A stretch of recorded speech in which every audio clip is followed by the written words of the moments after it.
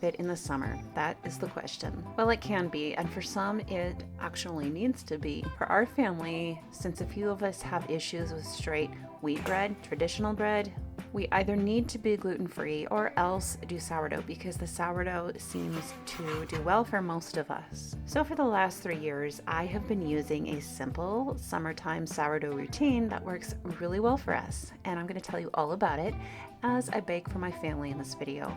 But for those new here, just a little heads up, I like to add a devotional in my videos, and I thought a great segue would be to do a devotion on the bread that truly satisfies as we meditate on John 6:35 later on in this video. If you want to skip straight to that, I will have chapters for you below.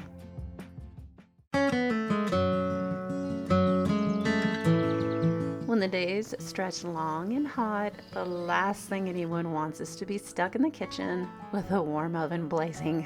For those of us that bake bread for our families, we still want and need fresh bread, soft sandwich loaves, chewy naan, and crispy crackers that disappear faster than I can cool them.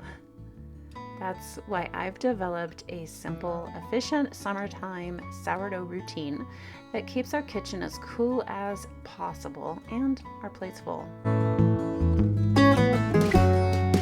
My approach is a once a week feeding, dough mixing, and by the way, zero discard. That will be new news to some of you. Some of you know about my method because I've talked about it before, and not to toot my own horn, but I do believe I may have been one of the first people to start blogging and talking about zero discard method way back in early 2020.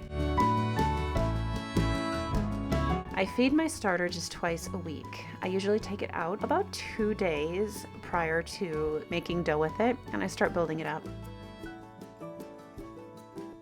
If you're not familiar with how to build up sourdough, or if you're in the beginning phases of still learning sourdough, I want to take just a second and tell you I created a 15-part step-by-step course called Sourdough Simplified. Let me tell you just a little bit about it. In this course, we're taking the mystery out of sourdough. Step by step, I will show you how to create your own starter from just flour, culture, and water. We'll walk through feeding and maintaining your starter so it's strong, bubbly, and ready to bake with. Then it's time to bake.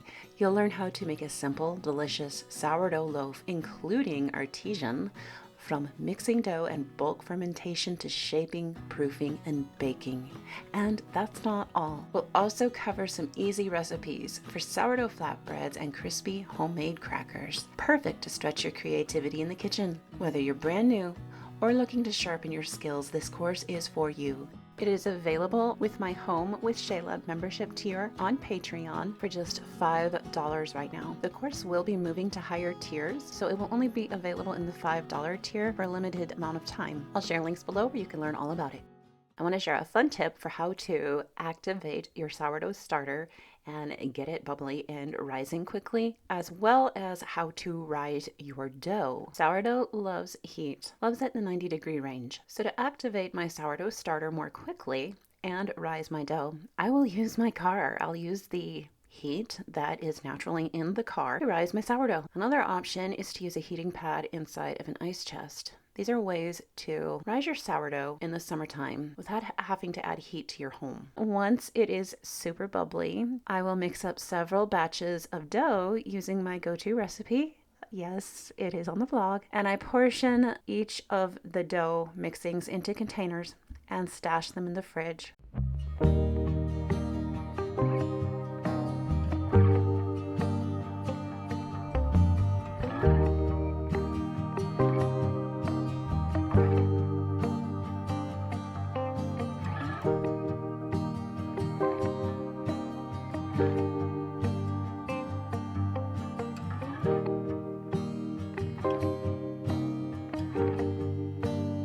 This is chilled dough. This chilled dough becomes our bread for the week. Whenever I need a loaf, naan bread, pita, crackers, cinnamon rolls, tortillas, bagels, English muffins, whatever, I simply pull out one of these containers, let it warm to room temperature, process the dough, let it rise, and then bake it. Usually I try to bake in the cooler evening hours once the day has started to cool. I know not everybody lives in a part of the country where it actually cools down at night. I happen to. So that's when I like to do my baking, is either at night, or sometimes I'll get up really early in the morning. I'll prepare everything the day before so that it's ready to bake the next day, but that's a little more tricky. So in the evening, I'll open up the windows to let the evening air in, and I will go ahead and bake a couple loaves. Another trick that I'll do is I will keep an eye on the weather. I'll look ahead for the week and I'll try to find the coolest days of the week to bake on. And that's the day I pull a bunch of dough out to prepare and bake.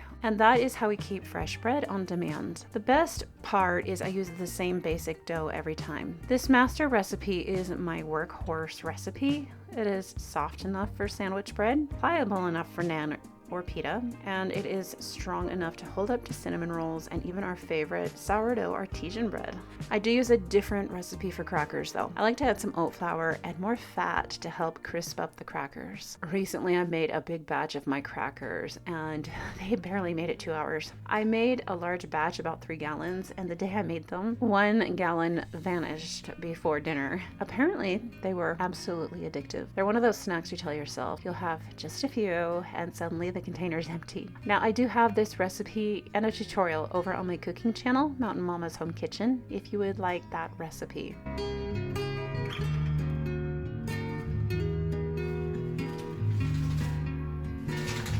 Throughout the week we get really creative with how we use the dough.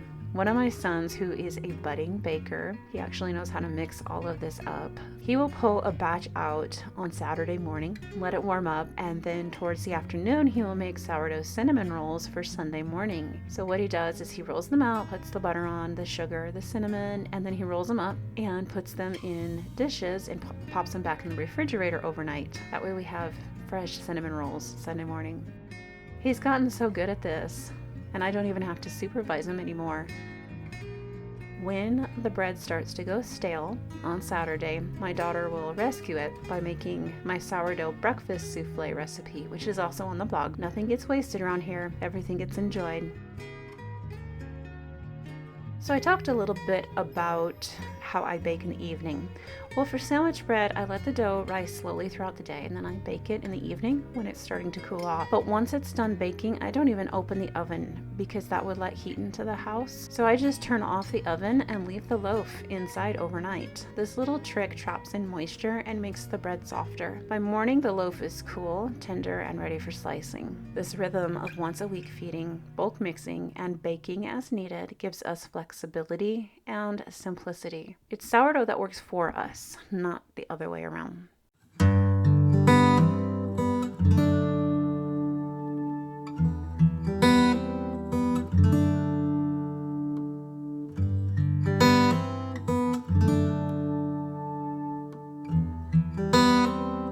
Since the main focus of this video is bread, I thought that for the devotional portion, it would be fitting to meditate for a moment on John 6:35. Have you ever found yourself uneasy, even when everything seems to be going well? You've got a roof over your head, food on the table, a family, and all seems well, yet you still have a gnawing hunger deep in your soul, a longing you can't quite name.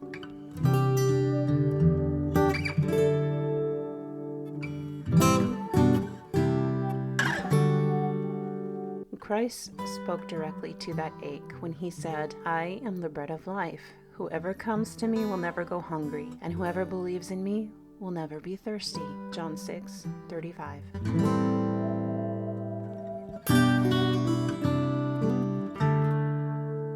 Now, this wasn't just poetic language, it was a bold declaration of who he is and what every human heart truly needs and longs for. In a world filled with temporary pleasures and short-lived satisfaction, Christ offers something eternal, himself.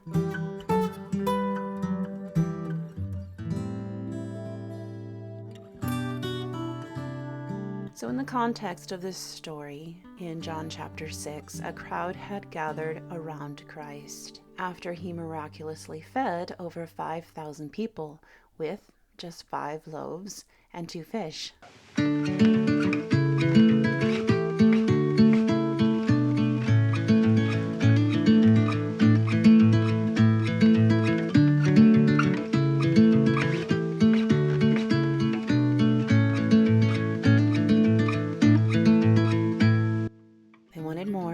signs, more provisions, more bread. But Christ, seeing deeper into their hearts, he redirected their desire. He told them, "Do not work for food that spoils, but for food that endures to eternal life." And he went on to say that he is the bread of life.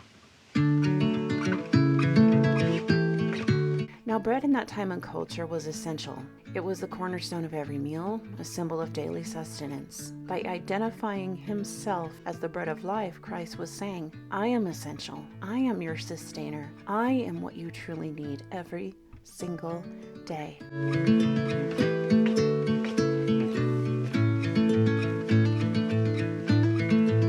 When Christ said, "Whoever comes to me will never go hungry," he's pointing to a different kind of hunger. Not the hunger of the stomach, but the hunger of the soul. The ache for purpose, love, acceptance, identity, belonging, and peace. Many of us try to feed that hunger with things that don't last, achievements, relationships, material comfort, or even religion without relationship. But the satisfaction that those things offer, it fades away very quickly. It's temporary. Only Christ can fill that emptiness in a way that lasts.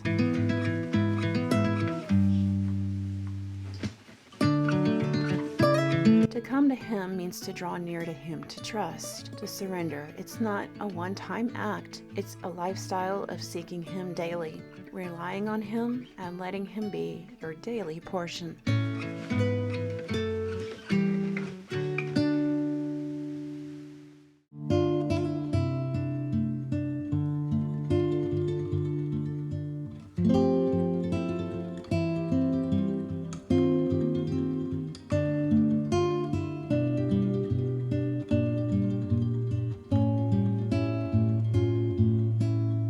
John 6:35, it isn't just a comforting verse, it's an invitation to stop chasing what never satisfies and come to the one who always does. Some reflective questions. What are you feeding your soul right now? And is it satisfying? What does it look like for you to come to Christ daily? In what area of your life are you spiritually thirsty and in need of his living water? Let's learn to make a habit of coming to him daily and letting him be our portion. He is enough.